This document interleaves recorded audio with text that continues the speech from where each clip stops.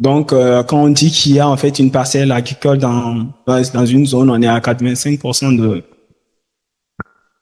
de chances que ça soit vrai. Et un autre projet sur lequel on travaille, c'est la classification de culture. C'est-à-dire que de se dire, OK, d'accord, je sais que c'est une parcelle agricole, mais quel est le type de culture qu'on fait sur cette parcelle-là?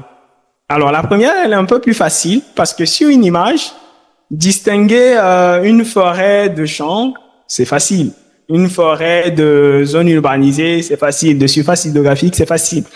Mais si on n'est pas un expert déjà, en tant qu'humain, si on prend une image où il y a des cultures, alors de dire que c'est du maïs, c'est du sorgho, c'est du mil, moi personnellement, je ne pourrais pas. Peut-être qu'il y a des experts qui, à travers des images, peuvent le faire, mais moi personnellement, je suis pas capable de le faire. Alors si c'est des choses plus simples, hein, de faire la distinction entre un champ de maïs et un champ d'igname, oui, je peux. Mais sur des céréales qui se ressemblent beaucoup, c'est un peu plus compliqué. Donc, on travaille dessus pour pouvoir en fait faire cette estimation-là, parce qu'au final, c'est ce qui va nous permettre de savoir, en tout cas pour les principales cultures au Togo, où est-ce qu'elles sont pratiquées. Et donc, c'est ce qui pourra orienter du coup les politiques agricoles pour être vraiment efficace et efficient dans tout ce qu'on fait en termes de pratiques agricoles. Donc, voilà entre autres deux projets assez intéressants sur lesquels on travaille.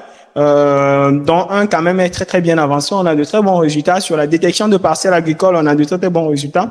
Je pense qu'on pourra vous montrer, si possible, le résultat des prédictions. Vous allez voir que quand le modèle dit qu'il y a une parcelle agricole dans une zone, vous avez de très très bonnes chances de trouver ne serait-ce qu'un bout de parcelle agricole sur cette zone-là. Ce qui est très très intéressant lorsqu'on est vraiment sur des problématiques de détection, d'accompagnement ou d'apport de solutions lorsqu'on est sur sur le domaine agricole. Donc voilà entre autres une des utilisations qu'on peut faire dans le monde agricole. Donc, je pense que c'est bon pour cette première partie. On a vu les considérations sur l'utilisation de l'imagerie, comment les features sont créées, comment on peut les utiliser et les résultats qu'on a déjà obtenus sur diverses applications. Je crois qu'on va se faire une petite pause, puis une question? Une question? D'accord, on peut y aller, on peut se le permettre. On peut se le permettre. Ok, merci beaucoup pour votre présentation. Merci pour la présentation. Moi, c'est Dadeso Pakita. J'aimerais savoir comment est-ce que le modèle arrive à extraire des informations assez particulières sur des images. Par exemple, vous avez parlé du revenu. Comment est-ce que le modèle peut extraire cette information-là, le revenu individuel d'une personne? Parce que déjà, quand vous allez sur le terrain, que vous leur posez des questions, c'est vraiment compliqué à ce qu'eux-mêmes vous disent la vérité. Merci.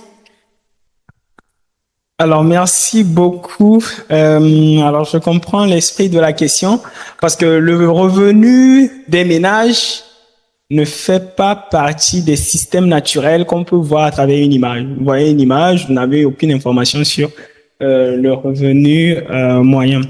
Alors, comme on l'a dit, ce que Mosaic fait, c'est des caractéristiques. Mosaic ne sait pas à l'avance ce que vous voulez étudier. Mais lui, ce qu'il va faire, c'est il va designer des patchs, il va faire des convolutions, il va vous donner les caractéristiques. Alors, au niveau de l'entraînement d'un modèle, comment ça se fait de manière classique? C'est que vous avez déjà un certain nombre d'informations que vous allez passer au modèle pour qu'il s'entraîne et pour qu'il puisse vous faire de la prédiction. Alors, comment le modèle fait pour pouvoir avoir ces informations-là? Alors, il faut juste se dire que lorsqu'on va avoir des données, ce qu'on va fournir au modèle, c'est que on va lui dire, par exemple, que j'ai un certain nombre de données. Lorsque je suis, par exemple, sur des surfaces où il n'y a que de la végétation, il va être de 0. Lorsqu'on va être sur de l'hydrographie, il va être aussi de 0 parce qu'il n'y a pas il y a pas d'habitation. Mais le modèle, ce n'est pas des revenus qu'il a enregistrés. C'est juste qu'il a enregistré que ici, il n'y a que de la végétation. Ici, il n'y a que des surfaces hydrographiques. Mais dans les données, en fait, il se rend compte que lorsqu'il fait face à des caractéristiques de couverture forestière ou d'hydrographie, les revenus sont à 0. Donc, si vous lui passez après des des zones où c'est de l'oligarchie, il va vous dire naturellement que c'est 0. Maintenant, venons sur les zones urbanisées. Le modèle, c'est pareil. C'est un peu lorsqu'on était sur la prédiction des comment dire ça, c'était les loyers ou oui, le prix moyen des maisons aussi, en fait. Donc, le modèle, qu'est-ce qu'il va apprendre? Il va juste apprendre que, OK, si je suis sur bon, on va prendre un truc très simple, hein. On va prendre, par exemple, les banlieues, au niveau de les banlieues de Lomé. En fait, il va quand même pouvoir, à travers l'information, savoir que même si on est sur des zones urbanisées, on a cette configuration. Un peu de terre rouge, un peu de végétation dans les maisons. Et les targets là vont être, par exemple, je ne sais pas, on va dire de 20 000. Donc, il sait que, bon, OK, quand je suis sur des caractéristiques où on a les présences de terre rouge et tout, c'est plutôt ces valeurs-là. Mais quand je suis, par exemple, sur des zones comme, je ne sais pas, peut-être, hein, je vais encore reprendre la caisse ou des zones où c'est vraiment que de l'urbanisation, je suis plutôt sur des valeurs assez élevées. D'accord? Et donc, du coup, quand vous allez après lui passer des données, il va voir, OK, zone urbanisée, donc on sait quand même que c'est pas de la végétation, c'est pas de l'hydrographie, donc on n'est pas à 0, on a une certaine variable. Mais est-ce que ça ressemble plus à des zones totalement urbanisées où je vais avoir des fortes valeurs, ou des zones où j'ai de l'urbanisation, j'ai des terres rouges, j'ai de la végétation, où là, ça va être un peu moins. Donc c'est sur ces systèmes-là que le modèle se base lorsqu'il n'a pas d'information, c'est-à-dire que lorsque c'est pas des systèmes naturels, il va, à travers les caractéristiques, établir un lien entre les caractéristiques et vos données pour pouvoir faire de la prédiction. Donc, c'est pour ça aussi que sur ces questions-là, la prédiction, elle est moins bonne que sur le couvert, en fait, forestier. D'accord? Sur le couvert forestier, vous lui dites pleine forêt, on est à 1. Il va vous dire, OK, pleine forêt, 1, c'est facile. Il n'y a pas de considération à avoir. On va pas se dire que cette forêt elle est un peu plus, je sais pas, un peu plus dense que on parle de la couverture forestière en général. Donc forêt, il va vous donner des valeurs. Et quand il va venir sur des zones urbanisées, c'est de l'urbanisation. Je suis pas sur du couvert forestier, donc je vais vous mettre des valeurs vraiment faibles. Donc voilà à peu près comment le modèle se comporte lorsqu'il ne peut pas se baser sur des systèmes naturels classiques. Il va en fait se baser sur ce qu'il a comme information et établir un lien entre ces caractéristiques-là et les données que vous avez entrées pour vous faire des prédictions. Donc, en fonction de ce que vous étudiez, les prédictions seront plus ou moins bonnes. D'accord? Donc, voilà un peu comment les systèmes fonctionnent de manière générale. Donc, effectivement, comme je vous l'ai dit, ça sera plus pertinent pour certains que d'autres. Si on avait, par exemple, je ne sais pas... ou je ne sais même pas si c'est le cas, hein, mais si on avait par exemple les agents de l'ODEF, ils vont vous dire waouh, c'est un outil parfait pour nous. On a une très très bonne une très très bonne qualité de prédiction. On va pouvoir suivre la couverture forestière du Togo. On est bien. Par contre, vous amenez, par exemple, nos amis agronomes, je sais qu'ils vont être un petit peu moins enchantés parce qu'ils vont dire, OK, sur certaines problématiques, on va pouvoir l'utiliser. Donc, sur, par exemple, l'estimation des cultures et tout. Mais, sur, par exemple, le sous-sol, on est un peu déçu parce qu'on ne pourra pas nativement avoir ces informations-là. Donc, voilà un peu, les paramètres. Une dernière question. Je crois que, on les prend après? On les reprend et puis à la pause, on va les prendre. Vous pouvez les noter, on les reprend après la pause et on va enchaîner. Merci beaucoup.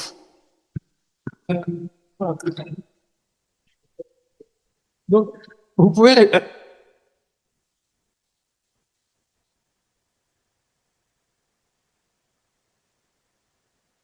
Donc là, c'est la pause. On va avoir, disons 20-25 minutes. Restez assis pour le moment. Je vois qu'elles sont en train d'organiser. On va... Non, juste... On va... C'est bon, non? C'est pas bon? Ah, du coup... Ok. Du coup, on va prendre les questions. Ok. Ah, bon, ok. On va commencer par celui derrière, le temps que... Oui, oui, oui.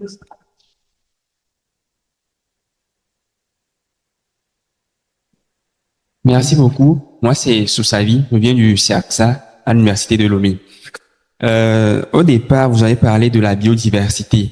Et n'oublions pas, quand on parle de biodiversité, il y a aussi le monde animal. Supposons, je veux travailler dans la région maritime et je travaille caractériser la zone. On prend déjà la taille du bétail. Est-ce que déjà avec Mosaïque, on peut estimer la taille du bétail dans une région?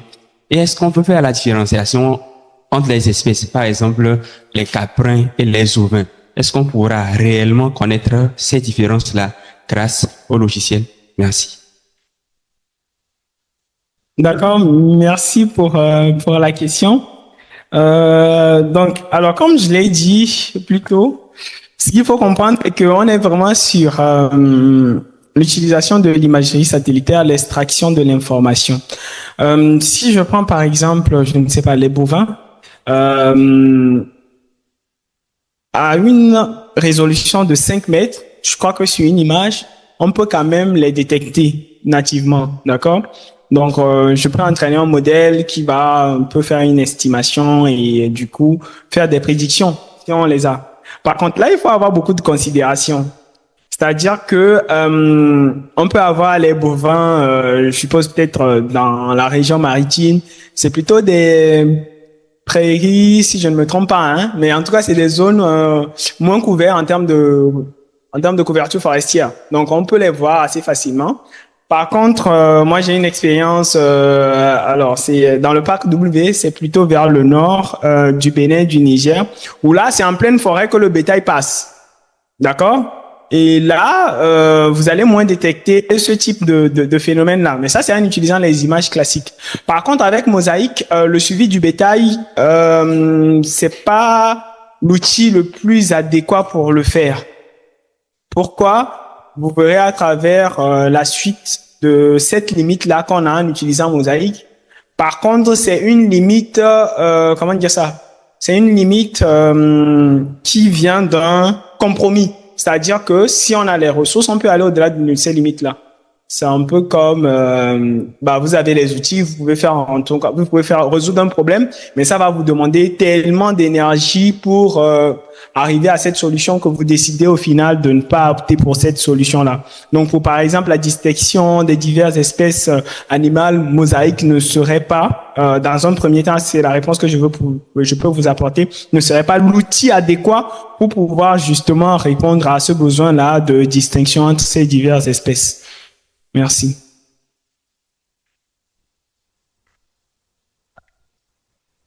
Bonjour à tous. Alors, je suis Honoré Gomado et ma question est la suivante. Est-ce que vous avez dit, pour permettre à Mosaïque de nous donner des informations plus de qualité, dépendamment du domaine, il faut lui fournir d'autres informations pour enrichir le résultat? Est-ce qu'il faut être un expert peut-être en programmation pour pouvoir faire cela?